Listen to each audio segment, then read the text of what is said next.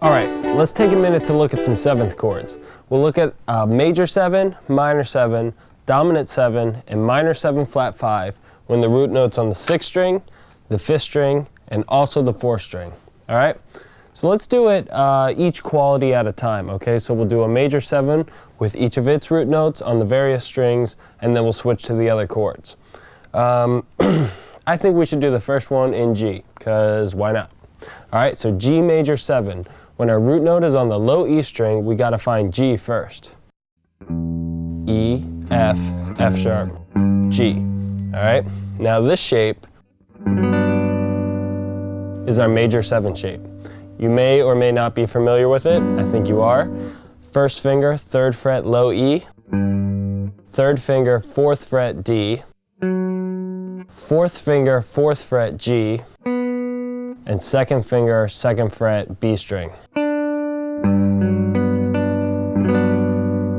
It's key here that we mute the A string and don't play the high E string. Only the notes involved are the fingers we're actually pressing down on the frets. Okay, so we have G, F sharp, B, and then D. That's a G major 7 chord. All right, now let's find it on the A strings. First we got to find A. We know the 12th fret is, or we have to find G. We know the 12th fret is A. So let's backtrack a bit. A flat, G. Okay? Now the shape for a major 7 when your root note is on the 5th string looks like this. You can also bar it.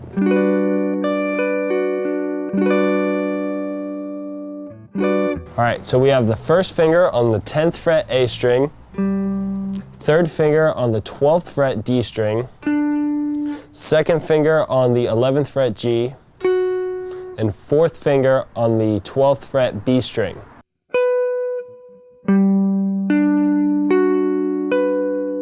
And then of course if you're barring it, you'll also have the 10th fret on the high E string. That's just doubling the 5th. So in this chord we have G, D, F sharp, B, and then D again if you bar it. G major 7. Compare this one with our G major 7 on the low 6th string.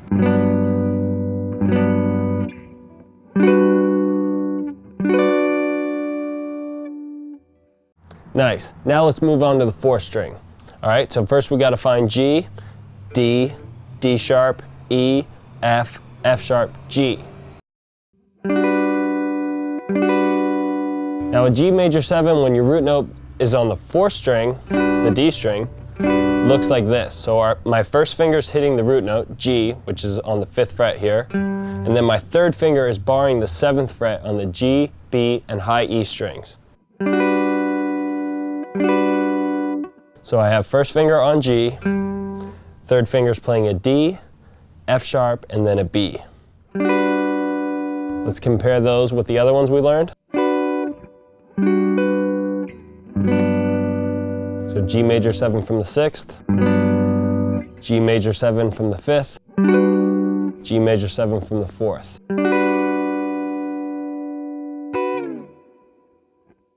Great, now let's look at our minor 7 chord.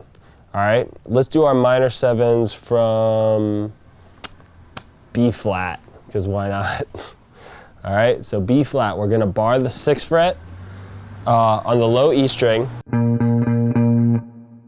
all the way across, try to get it as parallel to the fret as possible, and then throw your 3rd finger down on the 8th fret A string. So that's B flat minor 7. Another way you can play that is by putting your 2nd finger on the 6th fret low E and barring the 6th fret on the D, G, and B string with your 3rd finger. I'll play this this finger pattern when I am finger picking in my right hand, and I do more of like a bass chord comp.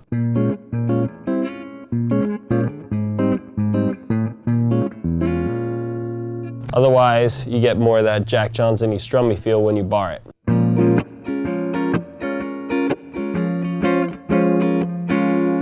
All right, so that's B flat minor 7.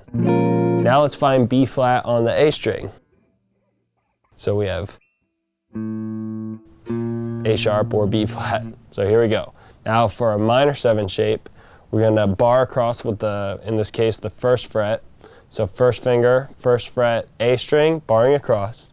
Then my third finger is on the third fret, D string.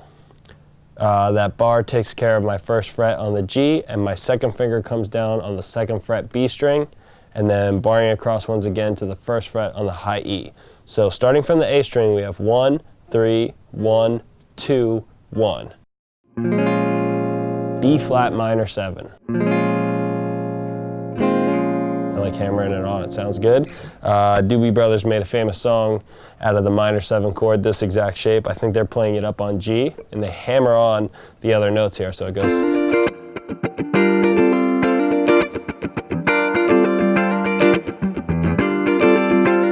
You can kind of do that from any fret though.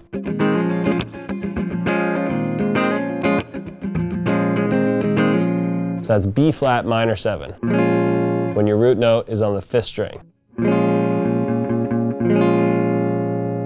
All right, now let's find B flat on the D string and play the minor 7 shape. So we have, we'll backtrack D here. D, D flat, C, B, B flat. So it's on the 8th fret on the 4th string. So 8th fret on the D string. Now this one's kind of tricky. I put my first finger on the 8th fret D string, my 4th finger on the 10th fret G string, my 2nd finger on the 9th fret B string, and my 3rd finger on the 9th fret high E string. Once again, this is B flat minor 7 with your root note on the 4th string. All right, so let's review our 3 B flat minor 7 shapes. We got B flat from the 6th fret on the low E string, B flat from the 1st fret on the 5th string, and then B flat from the 8th fret on the D string.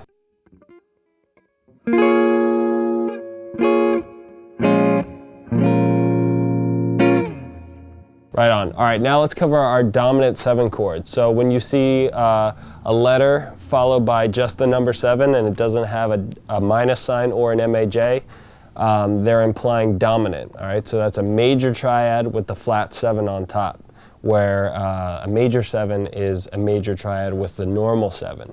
So for instance, in the key of C, we'll use that as our example. C, E, G is our major triad. A C major 7 chord would just be adding the diatonic note of B, so it would be C, E, G, B. But when we need a dominant 7 chord, just a C7 chord, we're going to want to flat that 7th degree, which in this case is B. So we make it a B flat, but keep that major triad underneath. So we have C, E, G, B flat. All right, so now let's find C on the low E string, which happens to be on the 8th fret here.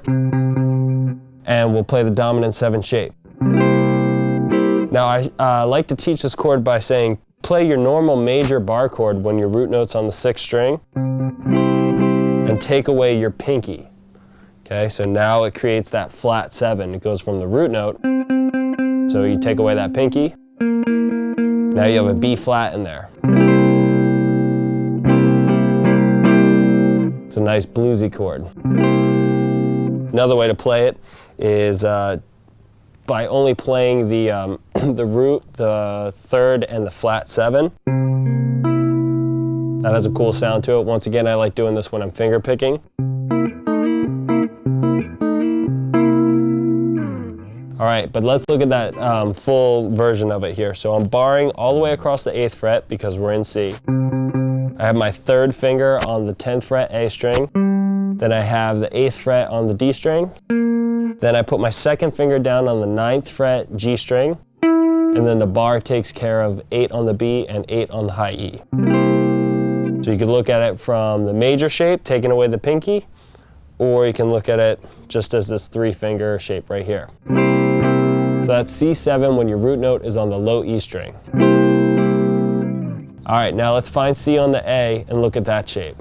A, A sharp, B, C. So 3rd fret A string, and our dominant 7 shape looks a little something like this. Okay, we're going to bar across the 3rd fret here, and we're going to put our 3rd finger on the 5th fret D string. The bar takes care of the 3rd fret on the G, and then our 4th finger, our pinky, comes down on the 5th fret B string.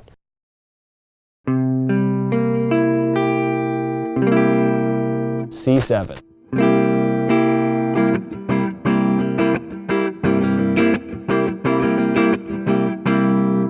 All right, now let's look at C7 when your root note is on the D string, on the 4th string.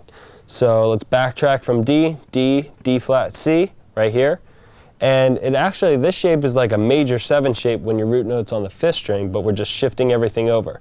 So I have my 1st finger, 10th fret here, this is C, on the D string here. Then my 3rd finger comes down, 12th fret G, 2nd finger, 11th fret B, and then 4th finger on the 12th fret high E.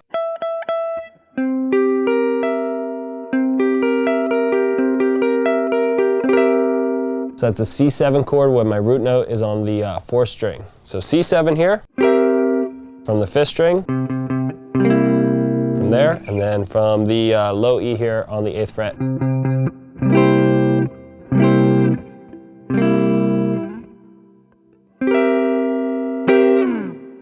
Right on. Now let's look at the minor 7 flat 5 chord. It's a very dissonant sounding chord, but it's a great transition chord when used in the right context.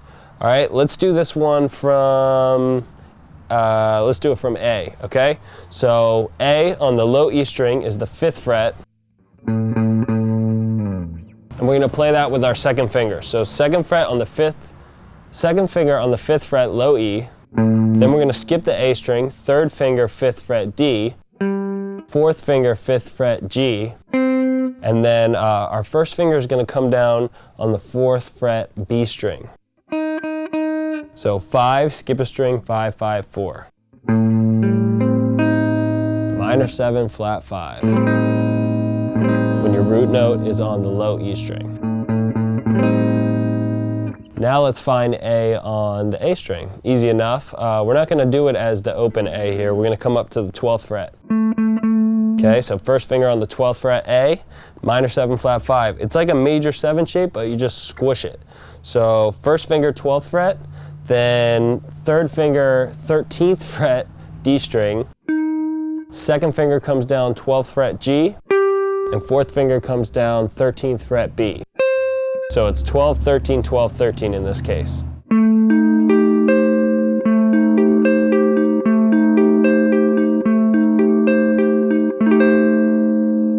A minor 7 flat 5, root note on the 5th string. All right, now let's find A on the D string, which, easy enough, is on the 7th fret. Okay, now this shape is really easy. You just have to bar with your 2nd finger on the G, B, and high E strings, in this case over the 8th fret. So our 1st finger is on the 7th fret D, and then our 2nd finger bars the 8th fret on the G, B, and high E strings. And this is A minor 7 flat 5 chord. So let's review those 3 different inversions of it. We have A minor 7 from A minor 7 flat 5 from the low E string, A minor 7 flat 5 from the 5th string, and A minor 7 flat 5 from the 4th string. Nice. All right, so now let's do a quick review. Major 7, minor 7, dominant 7, minor 7 flat 5 from G on the low E string. Okay, here we go. Major 7. All right, now let's do a minor 7. Or minor 7. Dominant 7, G7 from the low E.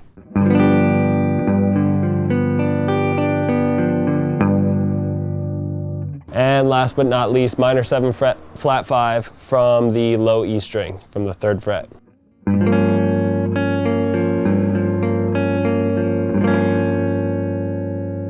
Okay, now let's look at the 5th string. Let's do them all from E.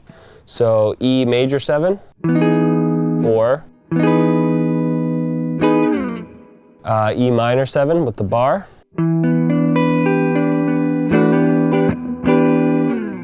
We have E7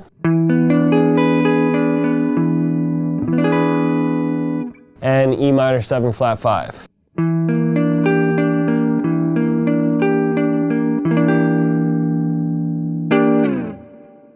All right, now let's look at the fourth string, our four shapes here. Let's do it from F. So 3rd fret on the D string. We have our major 7 first here. We have our minor 7.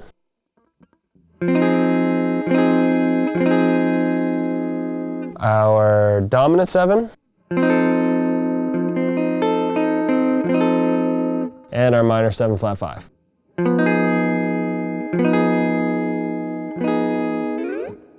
All right, so once you get those down, we'll start talking about inversions, where you can take different notes within the chord and put them in the bass and create different tensions amongst the notes because they spread out or get closer together depending on the inversion that you choose, meaning you put the 3rd in the bass, the 5th in the bass, or the 7th in the bass. So I'll just tell you right now, all the chords that we've mostly covered have been root position chords, meaning the root note of the chord is the lowest note, is the bass note.